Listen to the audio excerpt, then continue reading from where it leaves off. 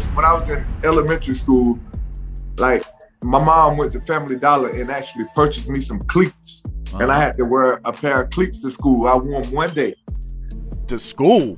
To school. Oh, dang. I ain't never had to wear them to school. To school. I had to wear a pair of cleats to school one day. That's next level right there. And I ain't know no better. They was clowning. Was they clowning? Man, got picked at so bad, I just went back to wearing my old shoes. Really, I think there are defining moments that get to that moment, right? I remember when I was 8 years old, my mom had on some shades and she was sitting down and then she was crying and I was like, Mom, why are you crying? And I looked at her and she had a black eye, right?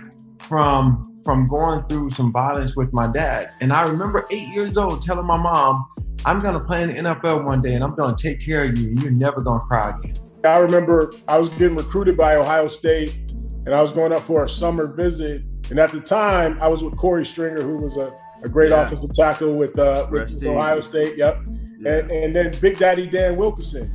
And he was the #1 pick, I believe, in 1994 or something like that. And for me, to be honest with you, that was the first time I seen a young African-American man.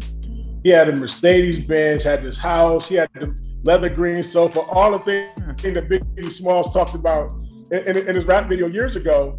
And then it was all legit. He was only 21 years old. And I said, man, hold on. This is life-changing. Like, we all dreamed about being in the NFL, but you actually see a young brother doing this thing, Big Dan Wilkinson. And I was like, man, hold on. This is what I'm changing my whole, like, hey, ain't nobody gonna stop me on this deal. So when I walked on the field, I really took that approach. I was like, man, look, I don't care who in front of me, man. I'm taking care of business because I got to get to that next level. The stuff you're talking about, I was going to Dallas for Emmitt Smith golf tournament, and I would get down there, and I was talking to this guy one day. I talked to him again and again and again, talking about pass rush, and I would tell him, I said, when you get tired, because we were talking about when you get tired, and I said, when you get tired, what do? I go, you look down, don't you? He goes, yes. I go, right on your shoes, put finish. Nice. But put finish on your shoes. I go, people gonna look at it and go like, finish. They're not gonna understand it. And I go, when you're playing, when you're trying to be a pass rusher or rushing the quarterback, you're gonna do things that just don't make sense. I know. I said, people don't understand it. Right. I said, you play 60 to 70 plays and you're only trying to get there one time. Right. And you hope you can get there 2 or 3. I go, that's how you gotta think. But I had that same, but the person I'm talking about was DeMarcus Ware. Wow. You know, it was very humbling, you know, because when you get to college, you think, like, I know at Florida, everybody was like, you know, we're going to do 3 years and we out. 3 years and we go into the league.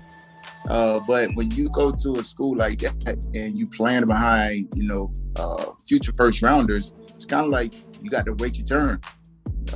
And I was fortunate enough to have, you know, Mike Peterson, Jay Rutt, them boys, Vaughn, you know, and they molded us and they gave us the game.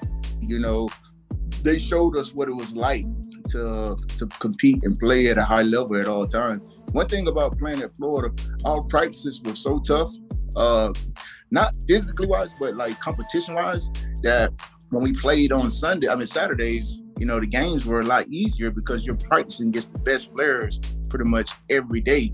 You know, when you got a Fred Taylor at running back, if you're going against this dude every day. Where did your work ethic come from?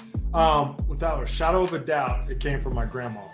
Now, there's been multiple stops and multiple people, but when you talk about the tip of the spear, start with my grandma. I would say the other thing is my dad. He would work double shifts. He would work the graveyard shift just to be at my football games, right? Again, you see the end result. I see him in the stands. I didn't know that he traded a shift. He had to add on a shift to be able to make it there. That's dope. That kind of stuff stuck with me, that life isn't easy. And we can control what we can control, but there's certain things that life throws us that are outside of our control. It's about what we do afterwards. And that's always kind of stuck with me through life. And I truly feel those two people have helped my foundation